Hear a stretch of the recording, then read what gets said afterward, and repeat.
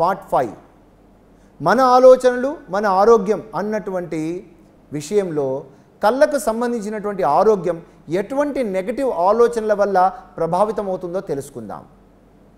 ఎటువంటి negative thoughts మన యొక్క ఐ ప్రాబ్లంను సృష్టిస్తాయో మనకు అర్థమవుతే చక్కని కంటికి సంబంధించినటువంటి ఆరోగ్యం మన సొంతమవుతుంది. చాలా వరకు చిన్న వయసులో ఉన్నటువంటి వారికి దగ్గరగా ఉన్నటువంటి మాత్రమే కనిపిస్తుంటాయి, దూరంగా ఉన్నవి కనిపించవు. దీన్ని మయోపియా, షార్ట్ సైటెడ్నెస్ అంటారు. చిన్న వయసులో ఏమవుతుందంటే మనకు దగ్గర విషయాల పట్ల జాగ్రత్త ఉంటూ దూరపు చూపు లేకపోతే అది క్రమక్రమంగా మయోపియాను సృష్టిస్తుంది. ఇక ఓల్డ్ ఏజ్లో ప్రెస్బయోపియా అంటే దగ్గరవి కనిపించవు, అంతా దూరంవే కనిపిస్తుంటాయి. ఎందుకంటే వారికి దూరం చూపే ఉంటుంది, దగ్గర విషయాల పట్ల వారికి అప్రమత్తత ఉండదు. దగ్గర ఉన్నటువంటి సంబంధాలన్నీ కూడా వారు అయిష్టం పెంచుకొని ఉంటారు.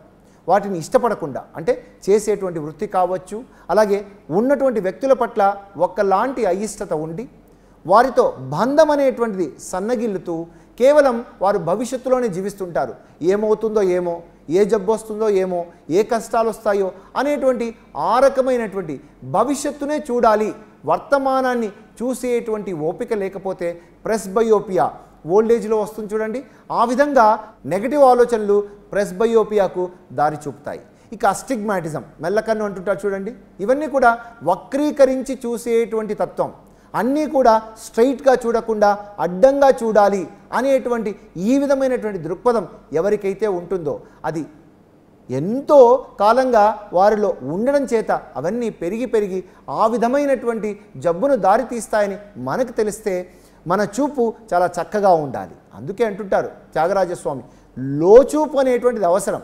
బయట చూపు బయట ఉన్నటువంటి అందాలను చూపిస్తుంటే లోచూపు అన్నింటినీ సమగ్రంగా అర్థం చేసుకునేటువంటి విధంగా మనకు శిక్షణ ఇస్తుంది. సమగ్రంగా చూస్తే ఏమొస్తుంది చెప్పండి? శివుడికి 3వ కన్ను ఉంది అని అంటారు.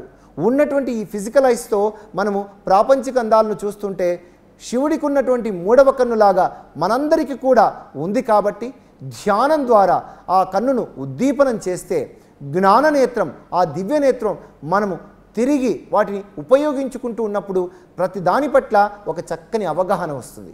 స్పష్టంగా మనము చూడగలుగుతాం. అంతరంగా ఉన్నటువంటి బిగ్ పిక్చర్ ఎప్పుడైతే మనకు అర్థమవుతుందో జీవితం ఎంతో బాగా అనిపిస్తుంది. చాలా వరకు మనము చూస్తున్నటువంటి విషయాలను అందరూ అంటుంటారు సీయింగ్ ఈజ్ బిలీవింగ్ అని, కానీ feeling is believing, understanding is believing అన్నట్లుగా ఈ పూర్ణ అవగాహన ఎప్పుడైతే వస్తుందో క్రమక్రమంగా మనకున్నటువంటి కళ్ళకు సంబంధించినటువంటి జబ్బులు, కొంతమందికి రెడ్ ఐ వస్తుంటుంది, కళ్ళు కుట్టడం అని వస్తుంది, ఇతరుల యొక్క సంపద కావచ్చు, ఇతరుల యొక్క అభివృద్ధి చూసి మనకు కళ్ళు కుడుతున్నాయనుకోండి, అటువంటి సమయంలో తరచుగా ఎందుకండి తరచుగా రెడ్ ఐ వస్తుంది అంటే, ఎందుకు కళ్ళు ఎర్రబడుతున్నాయంటే ఇదే అని చెప్పవచ్చు.